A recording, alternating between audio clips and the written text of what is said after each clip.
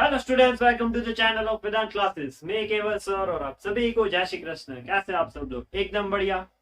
सो हमने last lecture में कुछ चार्ज के रिलेटेड बातें की थी, ठीक है। उसी टॉपिक को अभी हम इस लेक्चर में आगे बढ़ाएंगे। प्रीवियस लेक्चर में हमने देखा था कि चार्ज एक इंट्रिंसिक प्रॉपर्टी होता है जिसकी वजह से उसके ऊपर कोई भी मैटर है, ठीक है, उसके अंदर चार्ज प्रेजेंट रहता है और उसके अंदर आइदर अट्रैक्टिव या रिपल्सिव फोर्स लगता है जब भी वो इलेक्ट्रिक या मैग्नेटिक फील्ड में से पास होता है। तो चार्ज के रिलेटेड हमने बहुत सारी ऐसी कुछ बातें लिखी थी, पॉइंट्स लिखे थे, नोट्स, ठीक है। चार्ज का जो एसआई यूनिट रहता है वो कूलम होता है।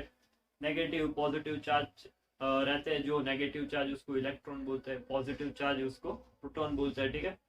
देन मैग्नीट्यूड ऑफ चार्ज के रिलेटेड हमने बात की थी।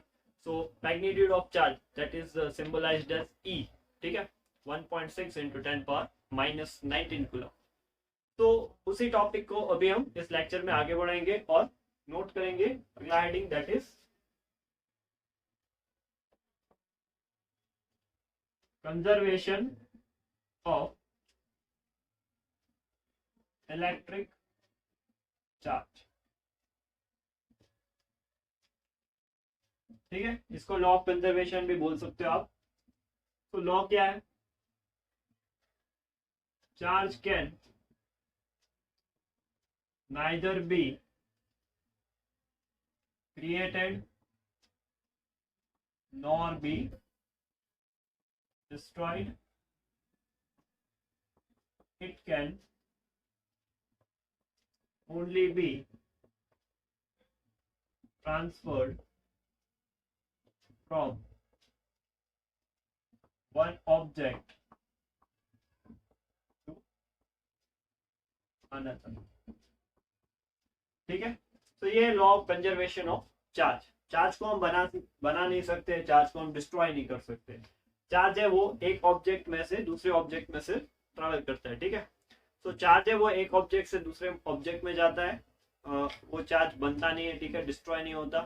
तो total charge in a system, और you can say total charge in a universe that remains constant, ठीक है। तो उसको हम बोलते हैं कंजर्वेशन ऑफ इलेक्ट्रिक चार्ज। फिर बात करते हैं क्वांटाइजेशन की। देखो क्वांटाइजेशन क्या है एक्चुअली। प्रीवियस लेक्चर में हमने एक फॉर्मूला लिखा था चार्ज के लिए, Q is equal to n e. तो अभी ये एन ई कैसे आया है वो समझते हैं, ठीक है। तो quantization is the total charge transferred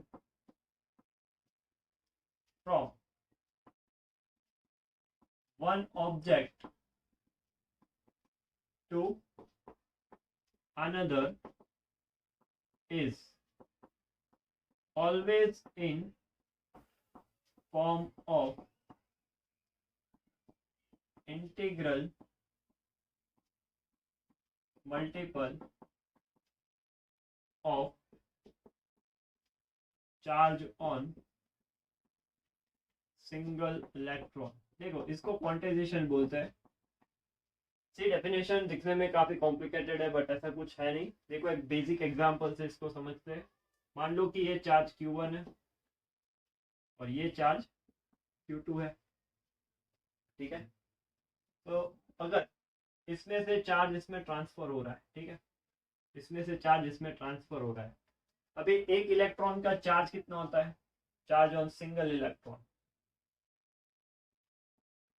तो दैट इज इक्वल टू 1 ई। अभी ई क्या है? ई हमने लास्ट लेक्चर में नोट किया था। Charge on single electron that is equal to e 1.6 10 power minus 19 coulomb. देखो यहाँ पे माइनस नहीं लिख रहा हूँ क्योंकि सिर्फ मैग्नीट्यूड से काम चलाना अभी। तो मैग्नीट्यूड ये था 1.6 10 पावर माइनस 19 कूलम। अभी देखो इसमें से अगर एक इलेक्ट्रॉन इसमें से Q1 में से Q2 में जा रहा है, एक इलेक्ट्रॉन, ठीक है, तो कितना चार्ज ट्रांसफर हुआ?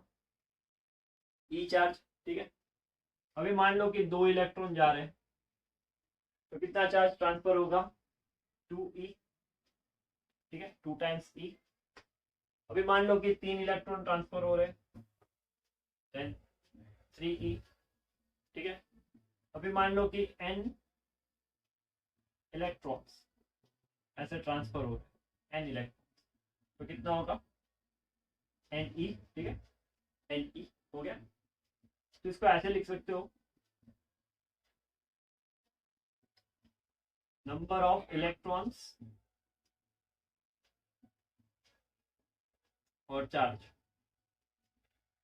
अभी देखो एक इलेक्ट्रॉन में कितना चार्ज होता है, ई चार्ज होता है एक इलेक्ट्रॉन में।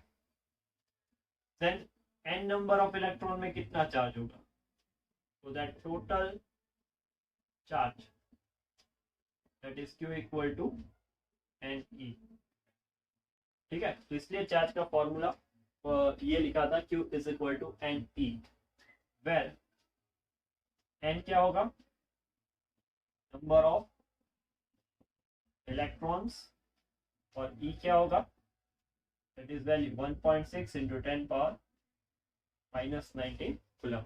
बढ़िया, ठीक है। सो ये कंजर्वेशन ऑफ चार्ज और क्वांटाइजेशन। सो जल्दी से इसका स्क्रीनशॉट ले लो।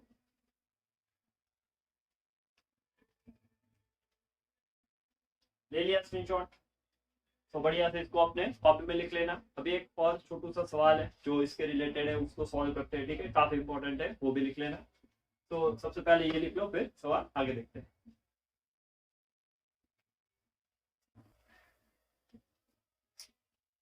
चलिए तो सवाल लिखते हैं। How many electrons are there in 1 coulomb charge, ठीक है। एक कूलम चार्ज रहेगा तो उसमें कितने इलेक्ट्रॉन्स होंगे, ठीक है, उसको हमें यहाँ पे कैलकुलेट करना है। देखो काफी आसान है इसको कैलकुलेट करना। अभी देखो यहाँ पे चार्ज कितना दिया, क्यू का वैल्यू 1 कूलम, ई का वैल्यू हमें पता है 1.6 10 पावर -19 कूलम, और एन वो हमें कैलकुलेट करना है नंबर ऑफ इलेक्ट्रॉन्स। तो आसान सा फॉर्मूला लगा दो, Q is equal to n ई।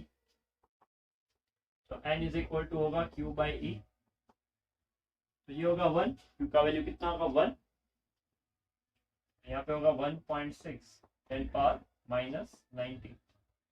अभी 1 से 1.6 को डिवाइड कर दो, then it will be 0.625 into 10 power 19। देखो -19 ऊपर जाएगा +19 हो जाएगा, ठीक है, -19 ऊपर जाएगा +19 हो जाएगा। सो 6.25 पावर बन जाएगा 10 पावर 18। तो इतने इलेक्ट्रॉन्स है वो 1 कूलम चार्ज में रहते हैं। इतने इलेक्ट्रॉन्स मिलके 1 कूलम चार्ज बनाता है, ठीक है, इसका मतलब ये हुआ। तो that is approximately you can call it as 6 into 10 power 18 electrons, ठीक है। But this is the accurate value 6.25 into 10 power 18 electron. तो काफी इंपॉर्टेंट सवाल है, हलवा सवाल है, ठीक है, आसानी से हो सकता है ये। तो जल्दी से इसको नोट कर लो अपने कॉपी में।